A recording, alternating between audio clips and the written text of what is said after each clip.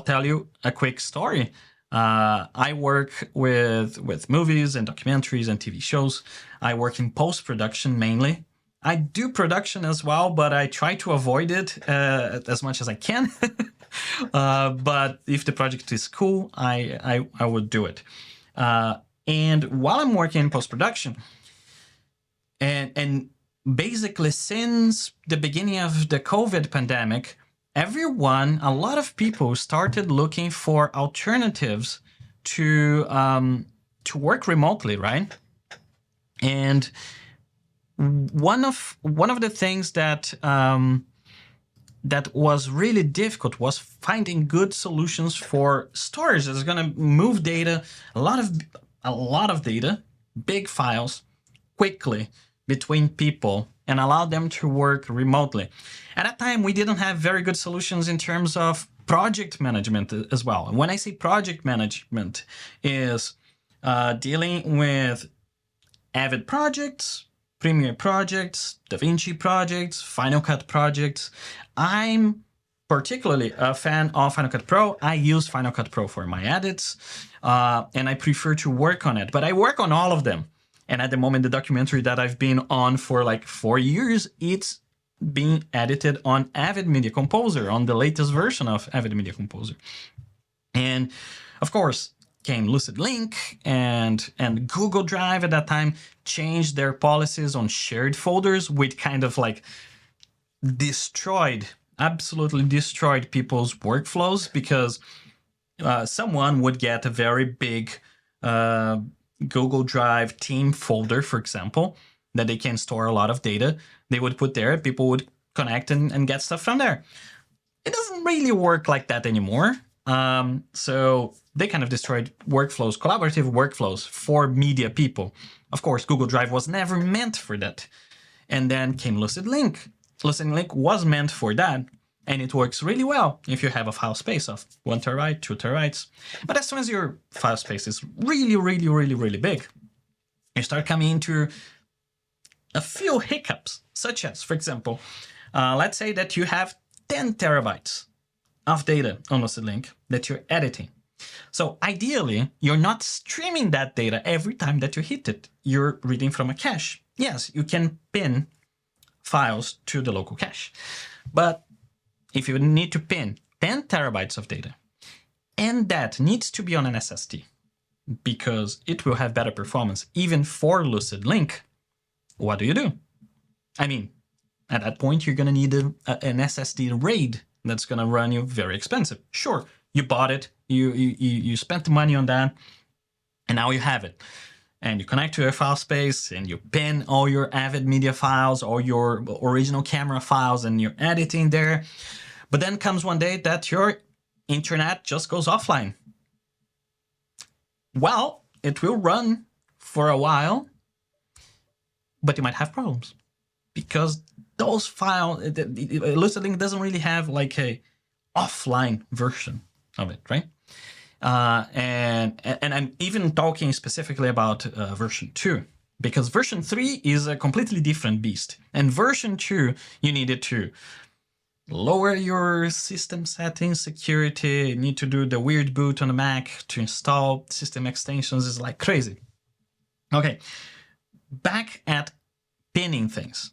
You pin, you're working, fine, you finish working, and you're like, oh, I need to carry my laptop. I need to eject this drive. I need to eject this SSD that's connected here to Lucid. So what do I need to do first? First, I need to close Lucid so it closes the cache. All right. If your data on LucidLink is like 10 terabytes in size, that closing of the application so you can eject your external drive can take a very long time. And most people will run out of patience with that. And as soon as you run out of patience with that and you force quit the application or you just eject the drive, guess what? You're gonna corrupt your LucidLink cache. And what happens next? You plug in your drive again. Next morning, you open the Lucid application and, oh, we detected a corruption on your cache. Don't worry about it. We're gonna fix it. How do they fix it? They erase everything that you had downloaded, all those 10 terabytes from your local cache, and they're going to re-download it. So suddenly, that morning, you don't have your PIN data anymore. You're re-downloading it. So once you go and you open your editing application, it's still caching. Playback won't be great. So even though it fixed a problem of like, oh, now we have a file storage that everyone can see at the same time, and so on and so forth, which is great, it has inherent problems with being too big and requiring a big cache and so on. Now, if you work with files that are offline, if you lose your internet connection, great, they're offline. You continue editing. If you want to eject it, you eject it. Great.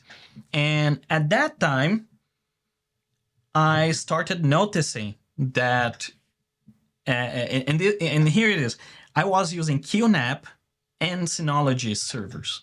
And I noticed that Synology Drive was extremely flexible. It supported large files. It supported on-demand sync, meaning that you can just basically mount any folder that is on your server and see everything that's on it without necessarily needing to download it. And you could also sync any folder that's in the server to any folder that's in your computer, including external drives. So when I saw that, I said, okay, let's get the server in a data center. Let's test. Oh my God, it worked great. Suddenly I got rid of noise in my home because my servers were there switched on the whole time. It was silent. And I had this basically cloud storage running Synology Drive. I could sync any folder with any folder with any drive. I could back up any drive to the cloud. Great. And I said, all right, I have way more space than I need. I can offer this to my clients. And I started offering. There were clients that were coming to me for consulting and they're asking, okay, which cloud storage should we use? And to all of them, I gave basically 3 or 4 options. LucidLink was always one of the options, and I gave pros and cons of all of them, including mine. Mine has cons as well. And in the end, they all decided to stay using that solution that I had because they had someone to support, someone that they can call and immediately fix a problem they're having, someone that can help them. And I saw the value on having that one-to-one connection with my clients, and I absolutely loved. And that went on for 3 years. For 3 years, I called that Bias Cloud, and I was helping creative agencies. I was helping documentaries. And at some point, I said, you know what? Most of the work that I'm doing today is post-production.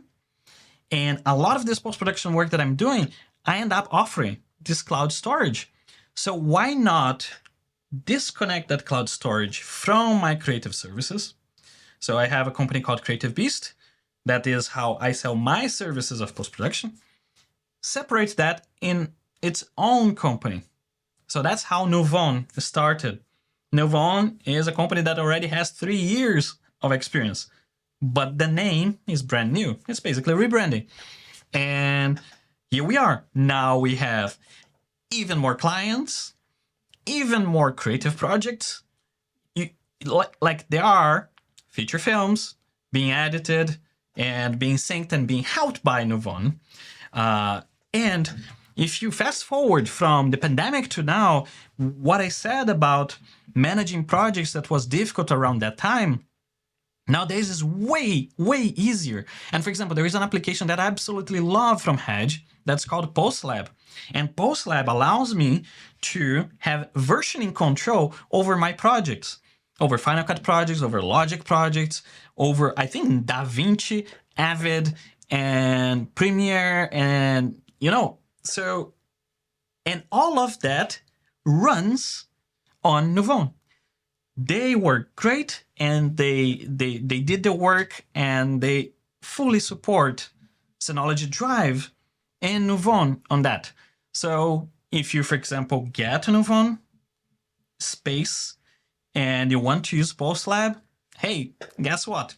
You're going to be able to collaborate very easily with yourself if you're with multiple computers in multiple locations, or with other people.